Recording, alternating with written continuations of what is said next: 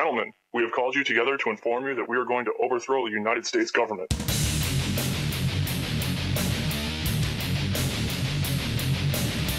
You still think that jet fuel brought down the World Trade Center? Does anybody else see a problem here? If the government has nothing to hide, why are they so afraid to answer a few questions? This story does not add up.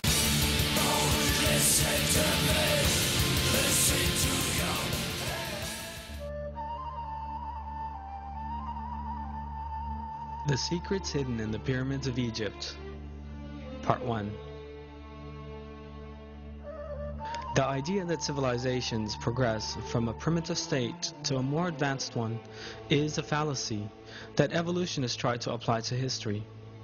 If one abandons evolutionist nonsense and prejudice and looks at the historical references and findings with an unbiased mind, what one encounters is civilizations that used highly advanced technologies. Remains left from ancient Egypt, the Mayans, and the Sumerians indicate the branches of science such as electricity, electrochemistry, electromagnetics, metallurgy, hydrogeology, medicine, chemistry, and physics were used to a considerable extent. Electricity was efficiently generated and widely utilized in ancient Egypt. The Baghdad battery and the first arc lights were used at that time. But was electrical generation limited to these in ancient Egypt? A careful examination of Egyptian history immediately reveals the sophistication in perfect illumination. No soot has been found in the corridors of the pyramids or the tombs of the kings, because these areas were lit using electricity. Relief carvings show that the Egyptians used handheld torches powered by cable-free power sources. The arc lamp used in the lighthouse of Alexandria is further proof that electricity was used in ancient Egypt. The energy required to power the lighthouse of Alexandria for 24 hours a day could only have been supplied by a regular electrical source. The pyramids of Egypt were giant power plants generating electricity. 1. The outer casing of the Great Pyramid was covered with white tufa limestone, so tightly built that not even a razor blade could fit between the blocks. The white tufa limestone does not contain magnesium and has high insulating properties. This insulation property prevented the electricity inside the pyramid from being released without control. 2. The stone blocks used inside the pyramid were made of another form of limestone containing crystal and a small amount of metal, which allow for maximum power transmission. The shafts inside the pyramid were lined with granite. Granite is a conductor, is a slightly radioactive substance, and permits the ionization of the air inside these shafts.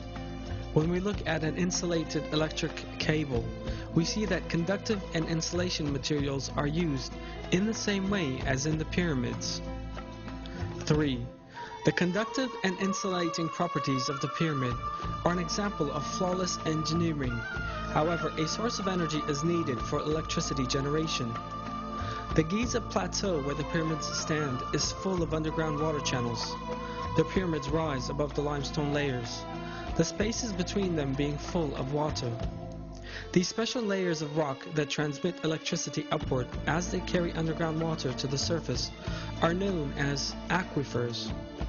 The high volume flow of the River Nile that passes through these aquifers produces an electric current. This is known as physioelectricity. The pyramids' underground chambers are granite conductors built within the rock charged with physioelectricity. This electric current is conducted directly to the upper part of the pyramid's granite, covered subterranean chambers. Granite is a very good conductor of electricity. The electromagnetic field that forms at the bottom of the pyramid is transmitted in concentrated form to the upper layers of the pyramid. On the top of the pyramid there was a gold capstone, gold being an excellent conductor of electricity. This section is no longer there in our day. This means the top of the pyramid has lost its structure of flawless geometry. This gold capstone facilitated a conductive path for the transfer of negative ions to the ionosphere. This way, a current was generated. How does it serve to move the electromagnetic field on the ground through the help of an aquifer?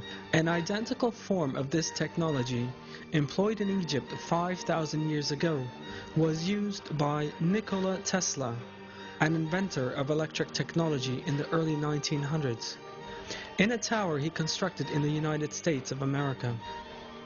Tesla, the inventor of such fundamental electric technology as the alternating current, electric engine, radio, the laser, and radar, was successful in simultaneously transmitting sound and pictures between continents in the Wardenclyffe Tower he built between 1901 and 1917.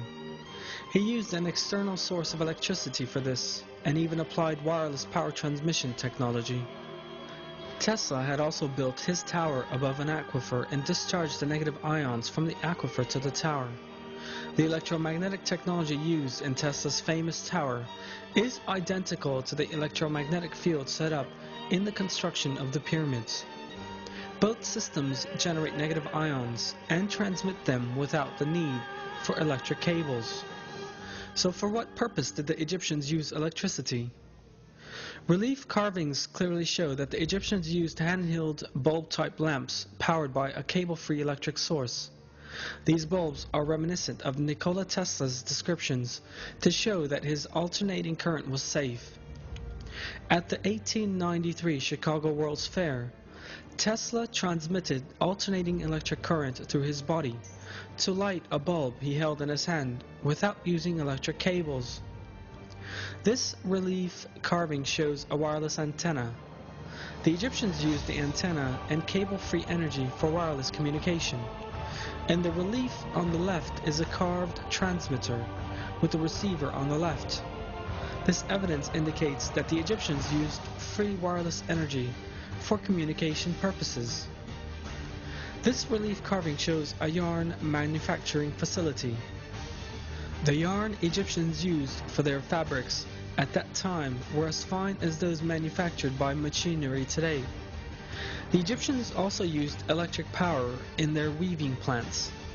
It was seen that many gold objects which have remained from ancient Egypt were in fact very finely gold-plated.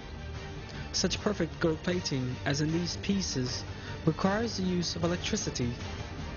The total electromagnetic measurement made around the Great Pyramid is identical to that made during a thunderstorm with lightning. There's a powerful electromagnetic field around the Great Pyramid. This may be observed through a simple experiment when standing at the top of the pyramid with a bottle wrapped in a damp cloth. Sparks fly away from the bottle as if one were on top of a high-voltage bobbin. The pyramids were not used as tombs. The pyramids have always been interpreted as the tombs of the pharaohs, but in fact no inscriptions of any kind appear in the corridors of the Great Pyramid. This suggests a functional building rather than a mausoleum.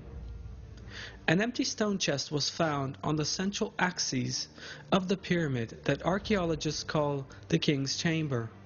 They claimed that this contained the coffin of the pharaoh, but that since this had been stolen, it was now empty. But the examination of the dimensions of the stone chest and the special location in which it was installed reveals a different state of affairs. That point is just where the missing part of the pyramid's conductive structure and whole design suggest it should be.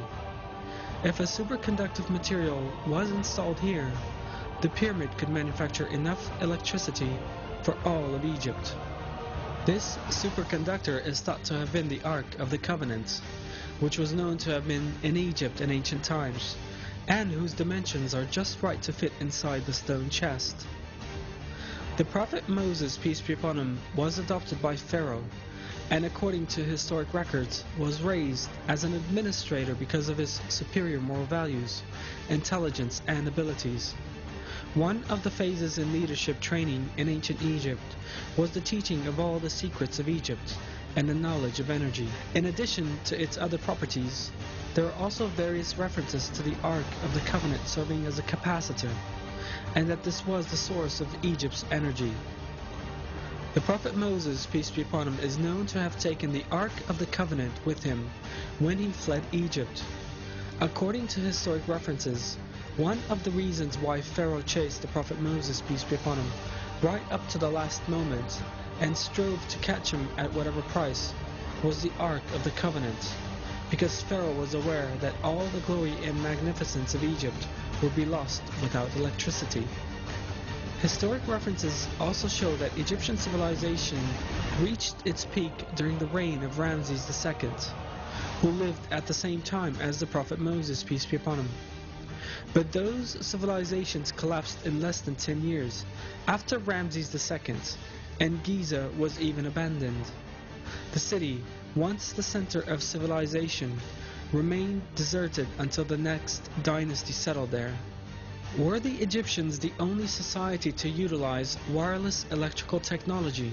The relief carvings left by the Mayan and Assyrians also contain images of similar techniques to those implied in the pyramids. All this information once again goes to demonstrate that there were no primitive people and societies in the past, as evolutionists would have us believe. In terms of civilization, more or less developed communities have lived side by side at all times throughout history. A society that existed thousands of years ago enjoyed a far more advanced technology compared to one living in the 20th century. And this shows us that development is not part of an evolutionary process. In other words, that there is no linear advancement from a primitive level of civilization to a more developed one in history.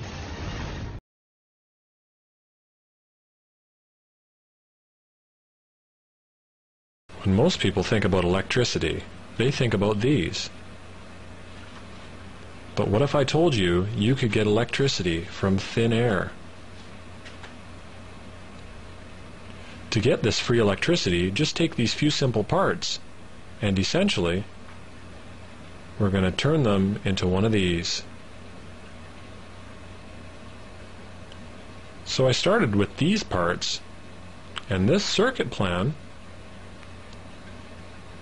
and made a solderless circuit like this.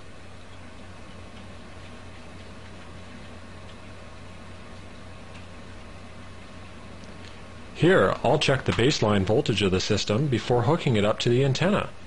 Notice, there is no voltage reading.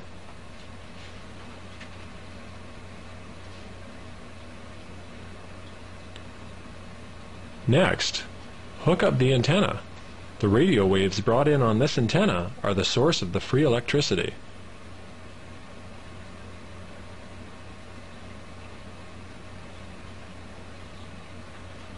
And now let's measure the voltage now that we have the antenna hooked up. Check that out. This is free electricity. I'll just hold this up so you can take a closer look at what we're getting here.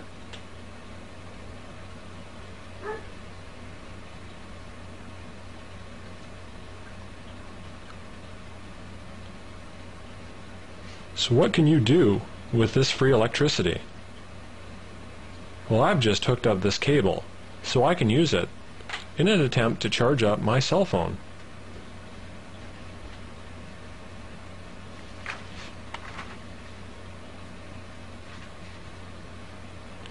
Nothing yet.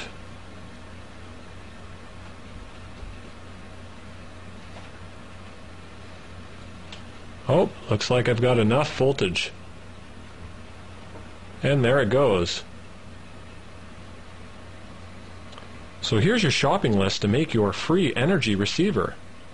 It's not really free because it costs $2. But if you don't have your own antenna, you can make your own with that simple antenna wire. And here's a simple circuit plan. Enjoy!